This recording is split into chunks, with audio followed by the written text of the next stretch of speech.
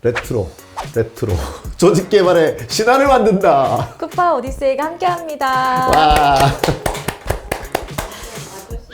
아 근데 그거 약간 아이디어 고갈되신 것 같아요. 이거 한번 했던 것 같아요. 좀 다른 분발. 걸로 해, 다른 걸로 네, 해. 다음에 좀 분발. 지난 오디세이에서는 저희가 이제 드디어 복잡계를 기반으로 조직 개발의 문제를 어떻게 정의할 것인지 그 문제에 대한 정의와 관점에 대해서 이야기를 좀 나눴었어요. 네, 문제는 우리가 그냥 삼는 것이다. 그리고 구성원 모두가 같은 현상을 보고 있어도 문제를 다 각기 다른 걸 삼는다. 네, 그러니까 원래 문제가 네. 저기 있었던 게 아니기 때문에 그렇죠. 사람마다 이 어떤 상황만 있는 거거든요.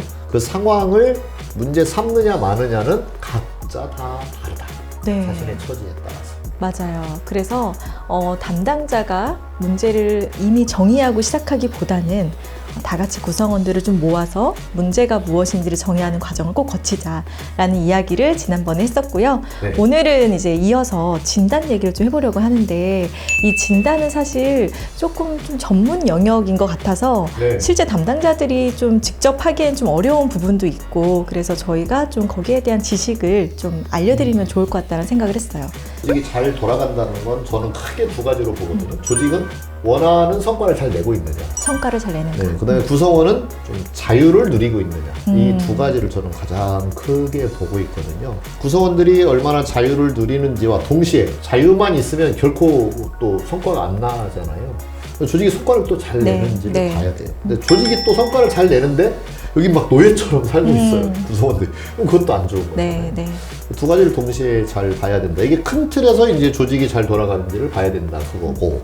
그다음에 우리가 병원을 생각을 해보면 진단한다고 했을 때 감기 걸려서 갔을 때 막 MRI 찍고 그러지 않잖아요. 네. 너무 과도하게 진단을 할 필요가 없는 거죠. 비용이 많이 드니까. 그쵸. 네, MRI로 뭐 찍으면 좋죠. 근데 네. 돈이 많이 들어가잖아요. 네. 그래서 조직도 예를 들어서 이직률이 높다라고 했을 때, 이거를 좀 체크를 해봐야 되겠구나. 이렇게 우리가 판단을 내릴 수 있는 거죠. 그래서 담당자가 먼저 진단하지 않는다는 것이 뭐냐면 속단하지 말라는 거지 추정하고 추측하면서 이 방향. 그러니까 처음에 환자가 왔을 때 접수할 때 그러면 내과를 가보셔야 되겠네요. 그리고 흉부외과를 가셔야 됩니다. 이 정도는 얘기해야 되잖아요. 네네. 그래서 그것을 말하는 겁니다. 근데 섣부르게 그렇게 흉부외과라고 생각을 했는데 사실 알고 봤더니 흉부외과 질환이 아닐 수도 있잖아요. 저기 어디 신장이 문제일 네, 수 있잖아요. 네. 그거는 정말 이제 진단을 해봐야만 알 수 있는 것이기 때문에 너무 담당자가 속단할 일도 아니지만 그렇다고 아무것도 하지 마라. 그런 뜻은 아니다. 이렇게 이해를 해주시면 좋습니다. 좋습니다. 그러면은 최근에 우리 쿠퍼가 다른 여러 고객사들이랑 또 프로젝트를 하고 있는데 최근에는 어떤 진단 방법을 활용하고 있는지 이런 네. 것들도 간단히 소개해 주시면 좋을 것 같아요. 늘 두 가지를 이제 같이 씁니다. 흔히 이제 조사 방법론 또는 연구 방법론 할 때는 정성 진단, 정량 진단 네. 이렇게 항상 구분을 해서 이야기하는데 네. 이게 문과 이과 얘기입니다. 네. 정성 진단은 문과적 진단이에요. 정성 진단을. 네. 그다음에 정량 진단은 이과적 진단. 네. 그래서 왼쪽은 글자로 말로 진단해 보는 거고요. 말을 들어보는 거죠. 무슨 말을 하는지. 네. 그다음에 이쪽은 숫자로 진단을 해보는 겁니다. 네, 우리가 흔히 하는 그런 서베이들. 네, 서베이에서. 네. 그다음에 이쪽은 말해 보세요. 이렇게. 네. 네. 근데 이제 정성 진단에서 말하는 거 말고 저희는 그려보세요까지 하는 거죠. 그림으로 그려보세요. 네, 그림으로 네. 그려보세요. 네. 그러면 그 그림 속에 나타난 여러 가지 숫자로 표현되지 않는 그런 뉘앙스들까지 감지할 수 있죠. 네, 그림으로 그려본다는 거는 말로 하기보다 그림으로 할 때가 더 도움이 될 수 있다라는 것을 또 내포하고 있는 것도 그럼요. 있죠. 네. 이게 우리가 그림을 그린다는 건 모종의 상징을 쓰기도 하고요. 그 다음에 어떤 그림을 그릴지 나름 고민을 하고 그릴 거잖아요. 그러면 이 사람에게는 적어도 이게 중요한 거야 라는 내부의 판단이 있으면서 그걸 그리는 거죠. 그 다음에 그 그리었을 때 그 사람의 관점에서 그 어떤 상황을 묘사할 거잖아요.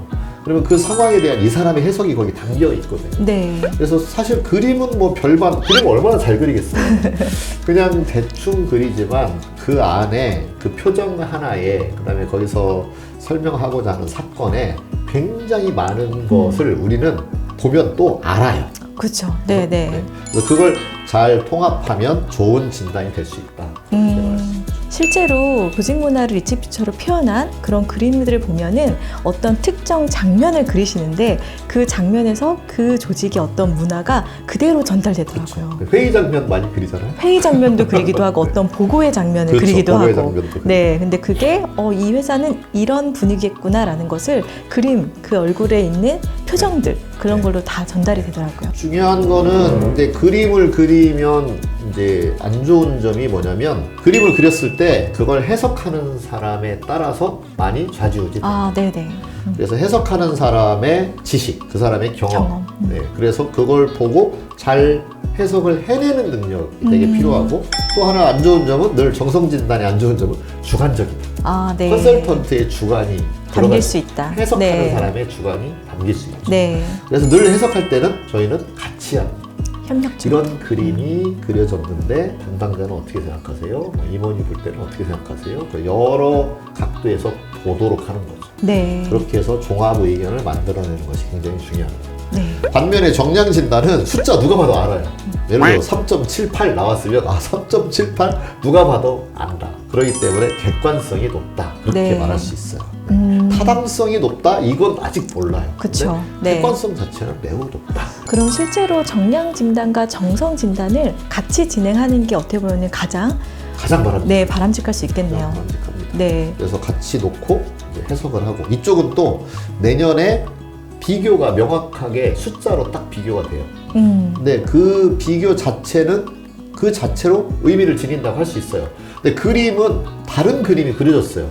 이게 좋아진 건지 나빠진 건지 말하기가 좀 어렵다. 네. 네. 근데 이것도 수치가 이렇게 높아지거나 낮아졌다고 해서 그것이 꼭 좋아졌거나 낮아졌다라고 말하기 어려울 수도 있어요. 네. 왜 그러냐면 기대치가 다르면 그쵸. 사람에 네, 따라서. 숫자가 오히려 더 낮아져 버릴 그쵸. 수도 있거든요. 네, 좋아졌지만 낮게 평가할 수도 있거든요. 네. 근데 그런 여러 가지가 작동이 되기 때문에 반드시 대화하고 토론하면서 해석해야 돼요. 아, 네. 그러면은 저희 쿠파가 또 많이 좀 활용하고 있는 정성 진단 도구도 있잖아요. 네. 네, 그것도 좀 소개를 해주시면 좋을 것 같아요. 네, 되게 여러 가지가 있어요. 우선은 제일 많이 하는 게 이제 관찰입니다. 네, 의뢰 받은 그 고객 회사에 가면 뭐 정문, 주차장, 식당, 사무실, 복도 여기에 온갖 조직 문화가 덕지덕지 붙어 그쵸. 있거든요. 맞아요. 네. 그걸 보고 우선 해석하는 그것도 하나의 정량 진단이고요. 그 다음에 지나가면서 사람들의 발걸음, 표정, 그 대화하는 모습, 인사를 나누는 모습. 누군가는 뻣뻣하고 누군가는 굽신거린다면 여기 수직적 조직 문화를 갖고 있구나 이렇게 볼 수 있잖아요. 네. 근데 저 사람이 임원 같고 이 사람이 뭔가 되게 주니어 직원 같은데 둘이 되게 편하게 편한 대화를 나누고 있네. 그러면 이 회사는 소통이 잘 되는 그냥 한 방에 알 수 있습니다. 네, 네. 그래서 그런 이제 진단이 하나 있고 관찰 관찰. 진단이 하나 있고요. 그 다음에는 거기 가서 이제 물어보는 거죠. 우선 처음에 가면 CEO를 만나면 CEO한테 물어보고 그 다음에 담당자와 우선 대화를 나누겠고 담당자와 대화를 나누는 과정에서 여러 가지 진단, 그동안 뭘 했는지 담당자는 왜 우리에게 의뢰를 하게 되었는지 무슨 사건이 있었는지 이런 것들을 다 들으면서 진단을 하고 좀 더 공식적으로 객관화하기 위해서 그러면 직급별로 부서별로 몇 명에서 인터뷰를 한다. 그러면 이제 개별 인터뷰를 하게 되고 그다음에 그룹 인터뷰를 하게 되는데 그룹 인터뷰는 보통 이제 FGI가 있고 네. GDI가 있고 저희들이 또 그것도 좀 맥락에 따라서 다르게 사용을 하면서 이렇게 인터뷰를 하는 방식 그렇게 진행을 하고 있죠. 네, 지금 잠깐 FGI랑 GDI를 언급해 주셨는데 FGI는 그래도 조금 익숙하실 것 같은데 그쵸. GDI는 조금 낯서질 네. 수 있을 것 같아요. 되게 네. 간단하게 좀 소개해 주시면 좋을 것 같아요. 포커스 그룹 인터뷰는 집중 면접 방식 뭐 집중 이렇게도 면접 방식. 얘기하고요. 네. 표적 집단, 포커스 그룹이니까 네. 표적 집단 면접법 뭐 이렇게도 이야기를 하는데 일정한 대상을 물론 그 대상 선발을 이제 잘 해야 되겠죠. 다양성도 있고 또는 그거에 경험이 있는 사람. 뭐 예를 들면 그 제가 봤던 영상 중에 되게 재미난 게 있는데 케찹이 나왔어요. 케찹. 네. 어느 회사에서 이제 케찹을 만들었어요. 그러면 이제 이게 플라스틱으로 이렇게 하고 뚜껑을 이렇게 싸게 네. 하고 뭐 이런 걸 이제 해서 그걸 이제 사용해 보게 시키는 거예요. 그 자리에 사용해 보고 사용해 봤더니 어떠냐? 이거 누르는 거는 어떻게 너무 물컹하냐? 아니면 너무 세서 잘 안 눌러지느냐? 이런 것들을 일일이 물어보는 거예요. 아, 네네. 그래서 상당히 구조화되어 있어요. 그래서 물어볼 것도 미리 쫙 하고, 그다음에 집단별로 어린이 집단 따로 하고, 주부 집단 따로 하고, 또 남성들 네. 또 따로 하고, 뭐 이렇게 해볼 수 있겠죠. 그래서 가장 최선의 그 용기를 디자인하기 위한 그런 포커스 그룹 인터뷰를 하는 거죠. 그럼 매우 매뉴얼화 되어 있겠네요. 그렇죠. 매우 매뉴얼화되어 있고, 그다음에 질문도 이제 집단 간에 거의 유사한 질문을 던져야 또 비교치를 만들어낼 수도 있고 그렇습니다. 그다음에 목적도 꽤 폐쇄적이에요. 딱 목적이 정해져 있어요. 네, 네. 그거를 구체적으로 알아내기 위한 그런 방법 이렇게 볼 수 있어요. 네.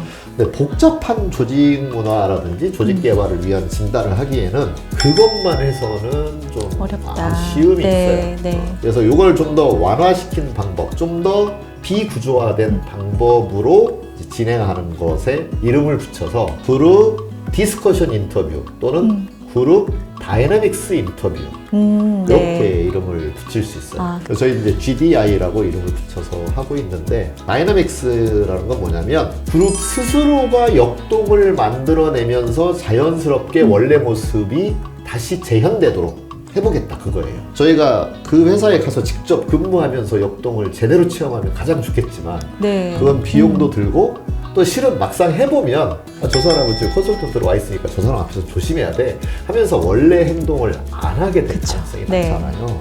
그렇기 때문에 그 조사 방법도 비용이 많이 들지만 시간도 많이 걸리지만 꼭 그게 최선의 방법이다 이렇게 말하기 어려울 수 있죠. 그래서 그거를 워크숍 장면으로 끌고 와서 퍼실리테이터가 자기도 모르는 사이에 자신의 조직의 세계로 푹 빠져들게. 그래서 원래의 모습이 좀 드러나게. 그렇죠. 네. 그래서 그때 이제 사용하는 그 도구들이 리치 픽처를 그리게 하기도 하고, 네. 그다음에 말풍선이라고 해서 막 이렇게 만화에 그 말풍선 해놓고 하고 싶은 말 쓰게 한 다음에 그러면 자기들끼리 이제 말이 터지는 거죠. 네. 그때 말이야 내가 볼펜 하나 사려고 했는데 와 회계부서에서 이걸 가지고 뭐 견적서를 내놔라 정말 미칠 뻔했어 막 이런 얘기를 한단 말이에요. 네네. 그러면 이 회사가 얼마나 되게 뭐랄까 문서주의에 빠져 있는지, 그다음에 굉장히 뭔가 비용 절약을 강조한 나머지 조직이 얼마나 경직되어 있는지 이런 것들이 진단되는 거잖아요. 이런 걸 네. 이제 감지할 수 있는 네. 거잖아요. 그래서 그런 이제 대화를 유도하는 거죠. 그래서 또는 주제를 놓고 토론하게도 시킵니다. 그래서 내가 만약에 사장이다.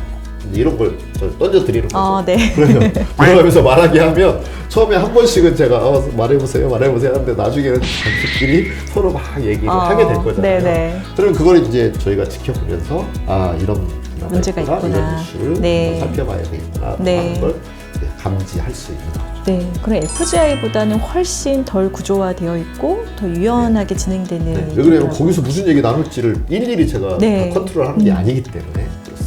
네, 좋습니다.